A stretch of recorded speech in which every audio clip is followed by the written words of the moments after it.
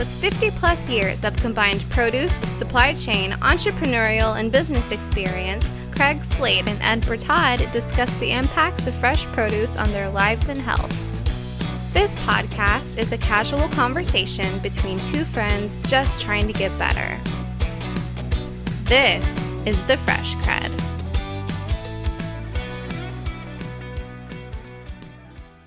We are back at the Fresh Cred podcast, here live at IFPA Foodservice Conference, and we're wrapping it up with our final segment. We guys have saved the best for last. I know it's a. How did I know you were going to say that? Well, is that an overused term? No, it's not overused. Actually, it's a little antiquated, but okay. What are you trying to say? You trying to imply something about me? a little bit. Yeah. That's a jab for leaving me out of the last segment. But so you took yourself out of the last segment. You volunteered. You know what? Was I going to sit on your lap? No. We had a plan to figure it out where you could be, and you're like, you know what? I'm tired. That's what you said. You said, I'm so tired. I can't go. Maybe it was that. Maybe it's a break for me.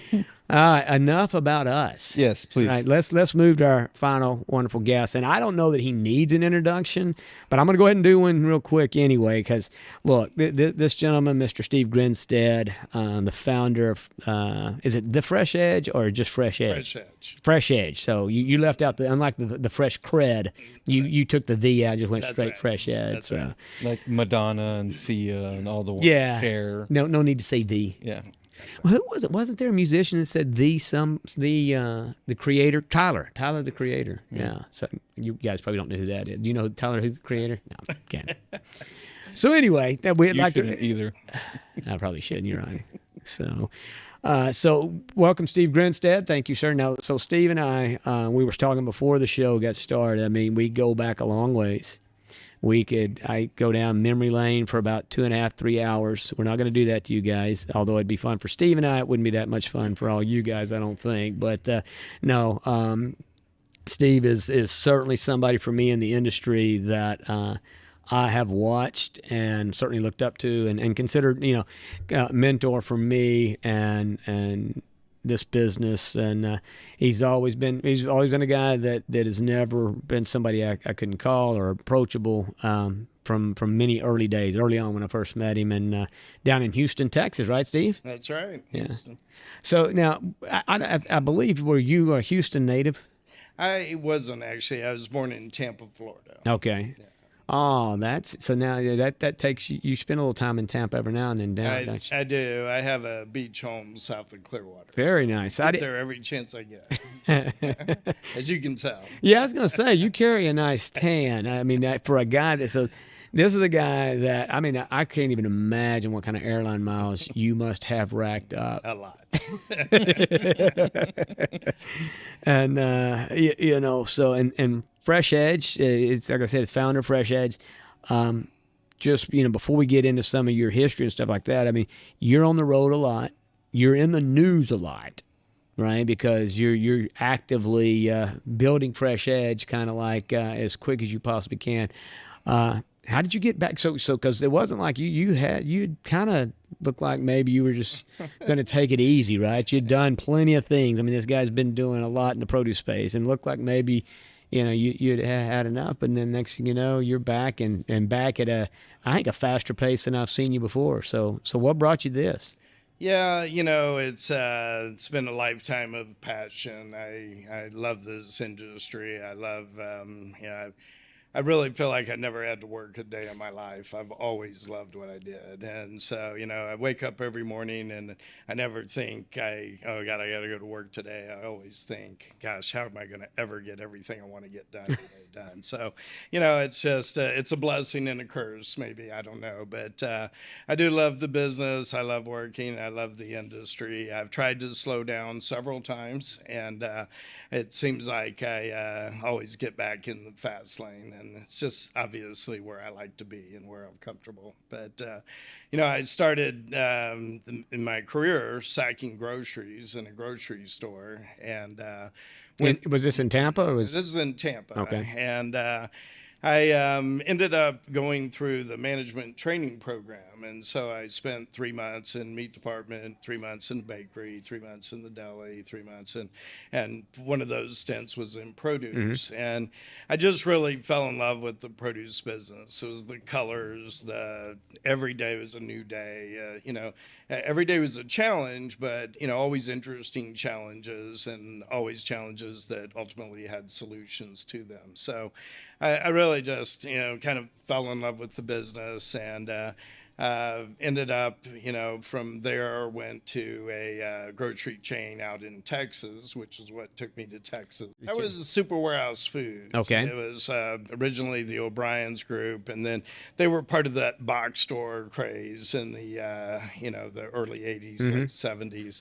And so I went out there with them and ran, I was director of produce for the produce departments of those stores. And then, we were supplied by Grocers Supply Company. And so then Grocers Supply offered me a role there. And I had a great run at Grocers Supply, a great company. And I was there for 10 years. And so it just kind of, one thing rolled into the other. And then all of a sudden, I'm 47 years later and still loving what I'm doing and building and growing. But so what brought me to FreshEdge and why I kind of slowed down and then sped up again was I had been CEO of ProAct. And also while CEO of ProAct, I had the opportunity to start up and acquire numerous companies that were vertically integrated in the supply chain. Right. And so I went through and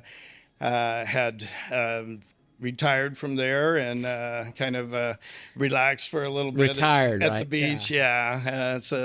After my non-compete was done, I was just really ready to get something going again. So I decided I'm going to just do something that's not full bore, not crazy, but, something to keep me busy. And so I started the Grinstead Group, which basically I did a lot of M&A work. I represented some private equity groups on the buy side and families mostly on the sell side in the food business. And we did some specialized consulting and some executive search as well. And so, it was a really fun business, and I was working through that. I also sat on numerous boards. At one time, I was on 8 boards. Good gosh. In the industry, and so that this is my relaxed time. Yeah, that's what I'm So, I had the great opportunity to work for what was the IFPA Foods, the Piazza and Indy Fruit in Indianapolis, and the family hired me to explore some opportunities to sell the business and kind of, go to that next era and that next time. And so I ended up making a connection with them to a private equity group. And so those groups came together, and as they came together, I was very honored, but both the private equity group and the family asked me to join the board and to, I had the opportunity to invest in the company. Still relatively passive role in position. It all sounds very relaxed, not a big deal. Kind of I'm easy. falling asleep. Yeah, it's just like, it's it's easy. It's like a walk in the park. Walk in the park. Yeah, for sure.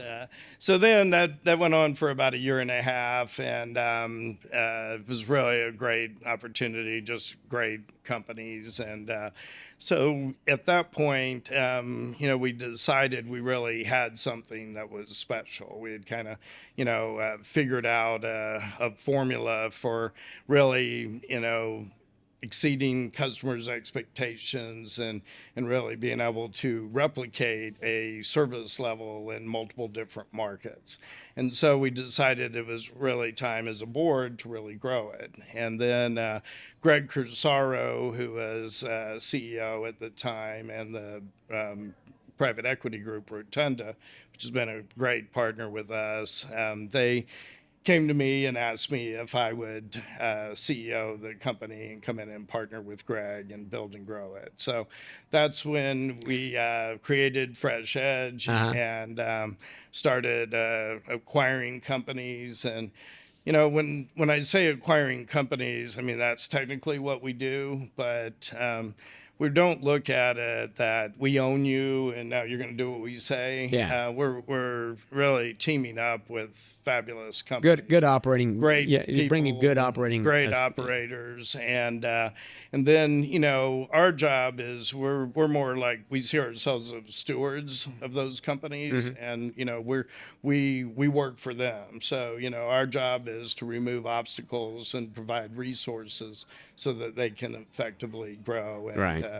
And so that's how it got born. We've had an interesting run over the last few years. So how many are part of the family now? How many companies? So it's a little confusing. We technically have about 18 companies, but there's like a dozen really operating entities and Gotcha. names. And so we're located in Chicago and Indianapolis and in Michigan, several locations in Tennessee, Kentucky, Ohio. So heavily Midwest area. heavily in the Midwest, Right. and we're starting to continue to grow out and expand. We second to the last group that joined us was out of Pittsburgh, and then we had a group just recently that became part of FreshEdge down in Fort Walton Beach, Florida. So we are continuing to grow, and but it's really sometimes you go, man, your growth's been crazy, or I can't believe you are this high. And it's never been about revenue for me. I love creating value, and I love delivering on value propositions to customers and to our suppliers, because both are partners to us. And in this business, and I'm sure we'll talk a little bit about the pandemic in a minute, for sure. but one of the things I always loved about this business is it's just this, incredible dance, this orchestrated dance that the industry does. Thousands of companies are involved in this dance. And if you go through and you look, every day seeds are being planted, and every day crops are being tended to, and every day crops are being harvested because it's time to harvest Yeah. them. You don't harvest them, then they go bad. So, every day this happens. Every day they're being cooled and loaded on trucks and going across the country. And every day they're going through the distribution process and going on trucks and going out to, the various customers, and then ultimately, providing nutritious and delicious fresh fruits and vegetables for, all of America and all of the world. So, I mean, it's an amazing business and an amazing dance. And so, that was, what's always been fascinating to me about that is this thing that never stopped. Yeah. It's just every day it was just going, and until it did. Well, I mean, and like I say, and my wife's sitting off the stage here, but I can appreciate that whole go thing, right? And and I think that's partly what when I follow your career. I mean, I can sense. I mean, I know what that's like, and for me, it's the same way. I can't imagine not being full blast all the time. There's no, at least right now, there's no vision of me being somewhere on a beach with a book ever. Yeah, I don't see that. So I mean, and it's great to watch, and I think it's great for, to have somebody like you, because I mean, for the industry, for the business, to have that kind of passion, it's good to have somebody like you that's willing to, do that with your life and come in and work with these operating companies, because, yeah, I mean, for you, it's got to be about something more than just the revenues, right? Because you've had and seen plenty of revenues over the course of your career, and so that's awesome. And, and it's great to watch you guys as you build this out, and, and then you're bringing your family, your boys are into the business, which I know has got to be exciting for you. But you talked about the pandemic, right, and going into it, and I'd for everybody, you and I talked a little bit about it when it got started early on, but take us through a little bit about how that was, because and just real quick, FreshEdge primarily are they all the operating companies, Foodservice primarily? So we were very heavily food service. We've really grown a lot, and we're much more diversified now. Okay. So we're about 35% retail and 65% food service now, but we were much more food service at the time. And Okay. so, I've And talked. timeline-wise, Steve, FreshEdge launched how long, or what? That wasn't that long ago. July of 19, yeah. So it was like, Yeah, just in time. Just in time. We wanted to make sure we could be at the dance, so we Did, got all dressed up. I was going to say, did any of the board members question bringing you on the board when he's like, hey, let's start this, and then 6 months later, food service is not the place to be. Right? Exactly. But the thing is, and I've talked, in many different groups and various different things over the last couple of years. And so many times people would say, yeah, I know, Steve, we're all in the same boat, and I was like, yeah, not really. We're all in the same storm, but we're in really different boats. Welcome to Behind the Greens, devoted to quality, consistency, and an ever-evolving perfect produce program. Nogales, Arizona-based Sunfed is at the top of its game with fruit and vegetables produced by some of the world's finest growers. With the increasing demand for more flavorful and nutritious cuisine, Sunfed is ramping up its eggplant program in the fertile soil of the Culiacan region of northwestern Mexico. The versatile vegetable is triple washed and packed in state-of-the-art facilities in order to bring a consistently dependable and superior product to market. Like all of Sunfed's produce offerings, perfect eggplants are grown in both a sustainable and responsible way, ensuring that not only the product is cared for, but the people as well. To ensure food safety standards are not only met, but exceeded, the company has established its own internal food safety standards and audits, administered by Sunfed's food safety specialists, while Primus Labs conducts field testing utilizing multi-residue screening. And food safety isn't the only topic that is top of mind for Sunfed. In addition to having pioneered innovative packaging for eggplant under the Perfect Produce brand, Sunfed has pursued advancements in extending shelf life with modified atmosphere/modified humidity packaging. For the customer that buys first with their eyes, this eye-catching, original campaign will bring both differentiation and quality to produce departments. Thank you for watching Behind the Greens.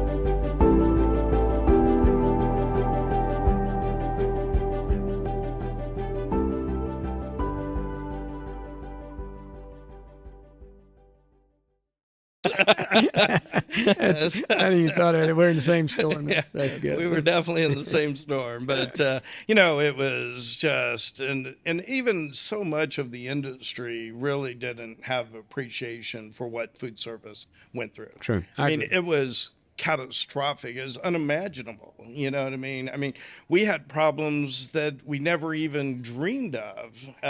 So the music stops, everything shuts down. And so, in the Midwest and in the more northern areas, it shut down harder and faster and for much longer than like in Texas and Florida and some of these other states. Well, your problems had problems. Our problems had problems. And I think a perfect example of that is, one day I get a call and they're like, where are we going to park all these trucks? So, I mean, we've got hundreds and hundreds of trucks. We never parked them all. They always were going 24 hours a day, 7 days a week. So all of a sudden we got trucks we're having to park. We got nowhere to park them. So we have to rent a parking lot to park our trucks. So, just things that you don't really even think about in the process. Well, and that was what I was going to chime in. I mean, I think what you talked about how quick and how fast, right? And you had talked before about produce and how it works and plant and it keeps coming and produces, and you're in a business that it is true just in time, right? I mean, the restaurant, when you're delivering an avocado to a restaurant, they're not going to take 3 days for that avocado to get ripe. They're eating it that after. Somebody's eating it that afternoon. Yeah. So it's the true just. And oh, by the way, you're dealing with a product that is, well, it's super volatile. It doesn't know. I mean, it only has its own clock, and it's just in time when it decides it's just in time. And so you got to be a master of dealing with that. But you guys, didn't you? You literally had trucks on the road when things got shut down, right? It's, really, I look back on it and it just almost takes your breath away. It's hard to even imagine. Okay. So we had about $20 million worth of fresh inventory somewhere in our system. Right. So at any one point, you just take a snapshot of our business. We have 800 trucks full of produce out making deliveries. Wow. Okay. We have 25 warehouses with product in it. Yeah. We have trucks that have already picked up from the grower that are in transit. Yep. And not only in transit, but you have one at any given snapshot of time, you have a truck loading, you have a truck halfway to where you're going, and you have another truck backing up at your door. So when you look at the sheer volume of the product, it's really unimaginable. And, and like I said, we never really had full appreciation for what we were doing, I don't think, until it stopped. And food service, it didn't, slow down. It stopped at first, And so, our first deal and our team did an amazing job. But, first thing we were doing was, we got all this inventory. I've said, we are not throwing this in the trash. We're at least going to feed people with it. Right. So we knew we weren't going to be able to sell it. And it's so interesting because retail was booming, but food service packs are completely different than retail packs. You got 8-ounce salads and 1-pound salads. We got, 6 pounds, 8 pounds, 20 pounds, you know what I mean? So it was a completely different product line for the most part. So we went to just giving product away to everybody we could take it. We went to every food bank, women's shelter, orphanage, anybody that could take food. And the main thing is we were going to lose it financially. I wanted to at least, make sure that we provided nutrition to people because obviously we were going to be going into a very tough time with the country. And so that was kind of, job one. And then, then it just series of other challenges come into play. And the big thing was people, FreshEdge is all about the people. People ask me, what's special about us? It's the people. Yeah. I mean, anybody can buy a warehouse, you can buy trucks, but, it's the people that make a difference. And so we have, just an amazing team and we loved our people. But, obviously with no income, you can't keep paying payroll. Yeah. That would have lasted about 8 days and then we would have been bankrupt. Right. So we had to go through massive layoffs. I mean, just, staggering. And these are, this is like, you talk about my sons in the business and, I'm very blessed to have 2 wonderful sons, but, we have, hundreds of men and women that I kind of consider my sons and daughters. Right. That are, just, amazing partners with us in the business. And so, some of them weren't there anymore, but for the most part, they were the ones that had to go out and deliver the news to, I mean, we had no trucks driving, so you don't need truck drivers, no product picking, you don't need selectors. And so, it was just a really brutal part of the process. And I think more for us than some, just because we love our people. And, but it was not, if it was, you had no you choice. Had to do it. You had no choice. And so, So it was just kind of like one pain point after another, and we just kind of worked through them step by step. And but at the end of the day, we had an amazing team. They were very creative and innovative. We figured out, there was all the restaurants were closed. People were looking for food, so we set up a deal where we would sell food, and people would actually drive through our parking lot and pick up their bag of food or their box of food and things like that. So, we just kind of.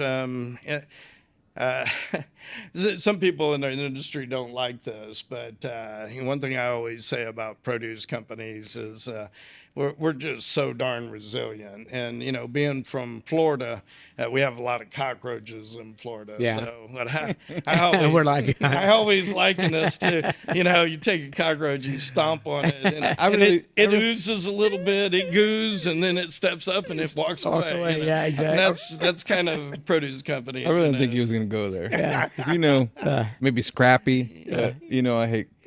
I'd rather kiss a scorpion than see a cockroach. So. Really? Oh yeah, I hate them. But that's a true point about the industry and the business. It is very resilient. We figured out. You look over the years at all of the adversity we've faced in so many different ways, and we just get through it. And so our team did a great job in getting through it, and it was, something that hopefully, we never see again, but, and there was no book written on how to deal with it. So, every day was, figuring it out for that day. But, we were very blessed to make it through, and the industry in general, made it through pretty well. Unfortunately, some of our peers didn't make it through, but, a lot did. And so, we have gone through the whole journey of the process, and we're really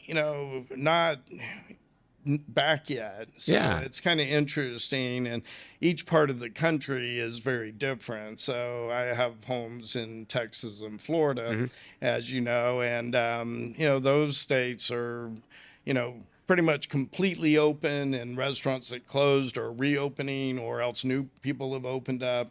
And staffed, importantly staffed, right? And staff. And people, of course, has been a huge challenge for our entire industry. But, in other parts of the country, not near as much. And then in food service in general, there's still a component of the business, and for most people, it depends on their mix, but probably somewhere around 6 to 10% of their business is still not back yet, and that was a lot of hospitality, a lot of business meetings that were being had at stadiums. The games are back, but the food's not back completely yet. Okay. I think that will be more as the fall comes, and we'll go through, but that hasn't been back. A lot of conventions and those kind of things. Here we got a great convention, we got great food, but this is just now on the comeback. So, Gotcha. And in some states, it's not coming back as fast as others. You know what I mean? So for various different reasons, which we won't get into. Well, we won't go down that path, but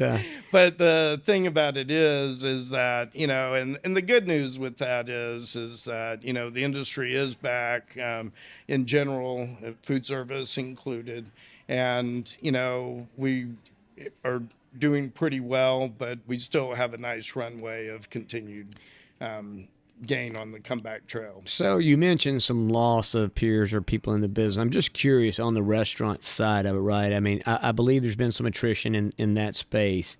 Do you have any insight, percentage-wise, what we lost in terms of restaurant, and was the bigger loss in the white tablecloth group? Was it the fast casual? Where do we what kind of general number do you sense that restaurants that closed, and then what space was that in? Yeah, I've seen a lot of different numbers, and it depends on what you're looking at, but somewhere in the 10 to 15% is kind of the numbers that I've heard in general. But as far as loss, but it was mostly much more prominent in the white tablecloth fine dining. It is the fine dining. And so, if you look at fast food, they had the drive-throughs already. They figured it out. Yeah. But a lot of the casuals did an amazing job. If you look at Chipotle, for crying out loud. Texas Roadhouse. Yeah. I mean, there's so many success stories that people just did an amazing job, changing their whole business model and what they were doing. So it was, fascinating to see and be part of. We worked very carefully with, all of our customers. And one of the things that's really unique and special about FreshEdge is that whether it's a single unit or 20 units or 1,000 units, we really customize our program.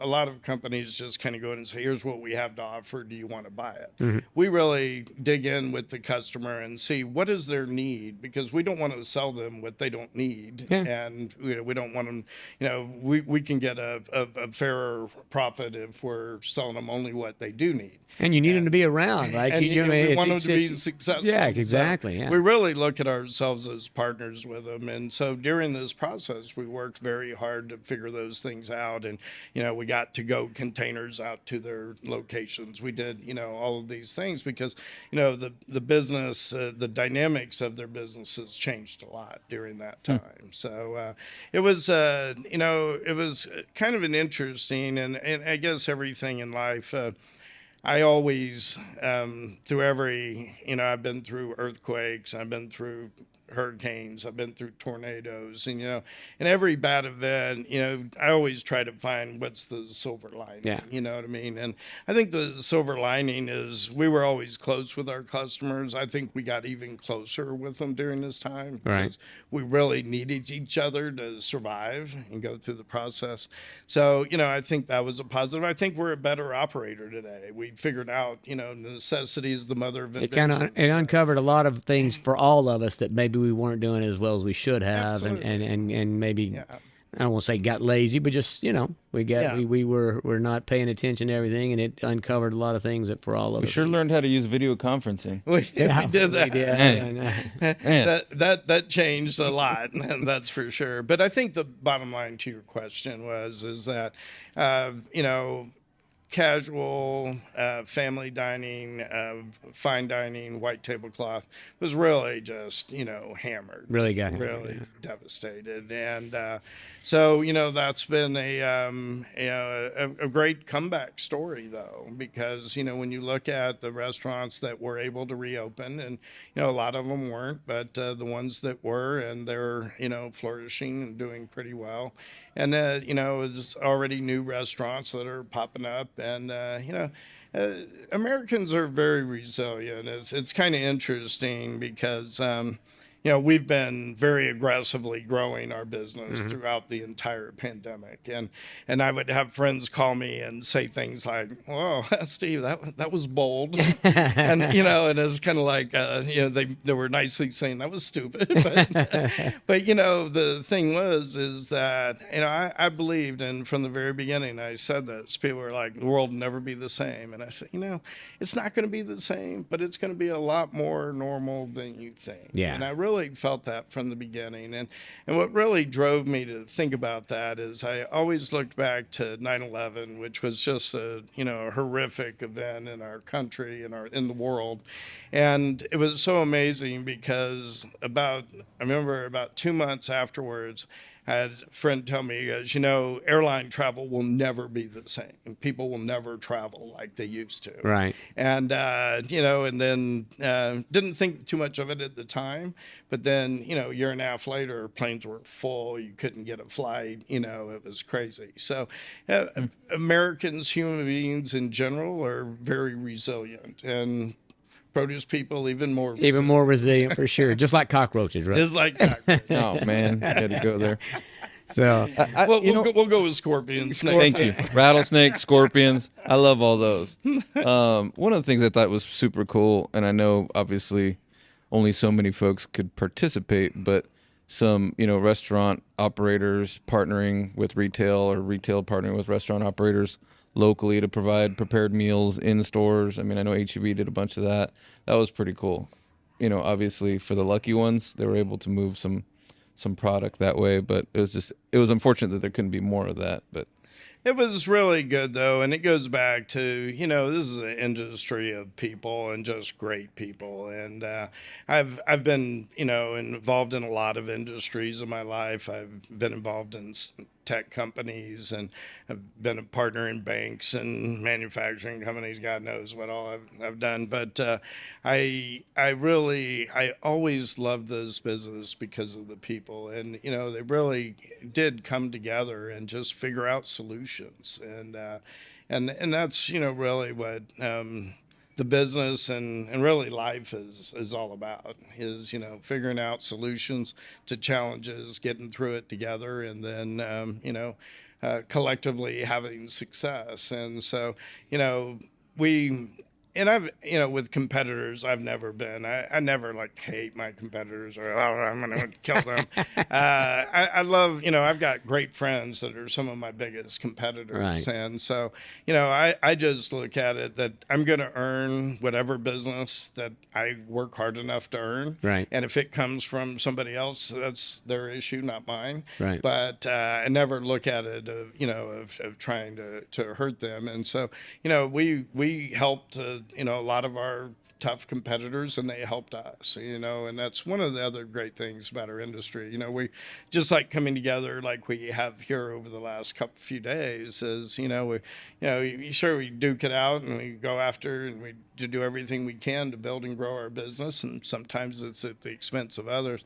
But at the end of the day, we're always there to come together and shake hands and break bread together and Hug it out. Duke it out, then hug it out. duke it out and hug it out, baby. Yeah, I got you.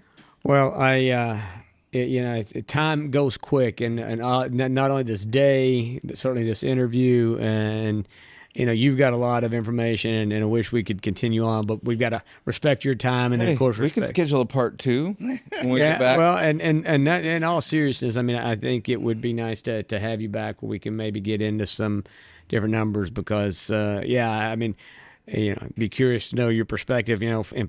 So you got rid of the pandemic, you got demand back. Now, well, you got all those people that are gone. Well, now you need them. Where we all need the labor, and we're having a hard time finding them. And then, of course, let's throw on $100 barrel oil, and sometimes it's like, okay, how many more things can we stack on here? I don't even ask that question anymore because you're afraid to find out, because it can. What was it somebody said? Don't think it can't get any worse, because buddy, it sure can. Well, last week I actually was rear-ended, and somebody smashed in the back of my car, and it had been a really rough day, and this and that, and then I get hit, and I was like, I felt almost like looking up and saying, okay, what else you can throw me? And then I realized, wait a minute, I'm about to get on a plane. Yeah. Don't ask that question. Better not ask that. But no, it was really fun. It's a great industry, and both you guys have been great friends over the years, and so really respect what you guys have done in your career and with this podcast. So it was an honor to be here today, and I'd love to join you again sometime. So. Oh, thanks, Steve. Yeah, we're awesome. Yeah, we appreciate that. That's a way to. That's how you end a podcast. That's a close. Yeah, that's how you wrap up a day. I told you. I knew we had the closer, man. What was The it? closer. What was Coffees for closers. Nolan Ryan? Oh no, I thought you were talking about. No, not Nolan Ryan. Who was the big closer? There was a big closer. Was it Catfish Hunter? Is that who it was? I'm not a big baseball guy. I'm not a big. I'm not a baseball guy either. I don't know why I'm trying to smoke. Why are you? I don't know. Yeah. No, I was talking about Glengarry Glen Ross, the movie. Oh Coffees my for gosh, closers. yeah. Boy, Coffees for closers. Coffees for closers. If there's coffee around, we'll get Steve We'll a get coffee. Steve a cup of coffee. Coffee. Actually, a Diet Coke. That's me. Coffee for closers. That's a great movie. Steve, it's been a pleasure, buddy. Thank you so much. Thanks for all the years, man. Let's we'll keep in touch, and like I say, now you're on the hook to come back. So we look forward to many more years in the industry, and keep watching us at FreshEdge. We're gonna tear it up. We will for sure. Thank you.